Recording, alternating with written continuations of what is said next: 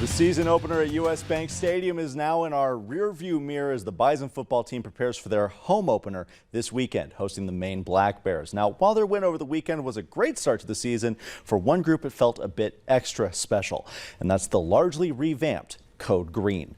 Eyes across the FCS world were on the Bison defense this weekend, especially in the defensive backfield. This was the first game as a starting unit for Jaden Price and Marcus Shepard at corner, and Cole Wisniewski and Sam Young at safety. But you wouldn't know that by watching them out there, especially Wisniewski. He finished his first game at safety with 11 tackles, leading the team in that category, as well as an interception, his first of his career. All of this is even more impressive when you look at Eastern Washington's offense, a spread formation team who moves the ball quickly in an extremely up-tempo offense. I talked to one of the leaders of this defensive unit about what it does for this group to beat a team with that kind of offense this early in the season.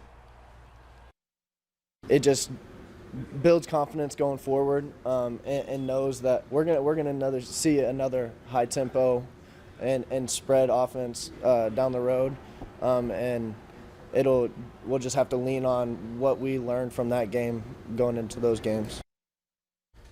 Well, after winning the first college football game in US Bank Stadium, it's time for another first this week. The Bison will be playing Maine for the first time in program history on Saturday.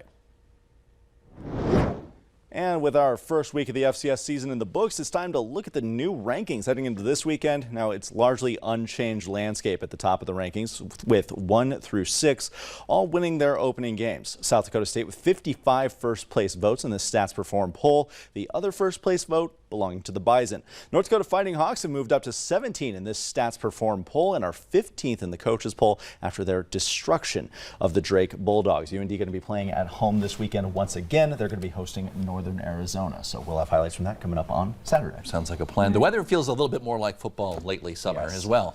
Devin's excited. It finally does. We're not seeing the 80s and 90s anymore. Many of us are in the 60s with some showers and storms. Continuing to watch some of these storms crossing the Red River, now moving into parts of Lakes Country.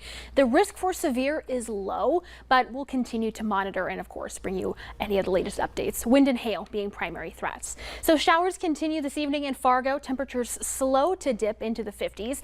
Not really dropping in temperatures until the clouds clear out. So we have got a few more hours.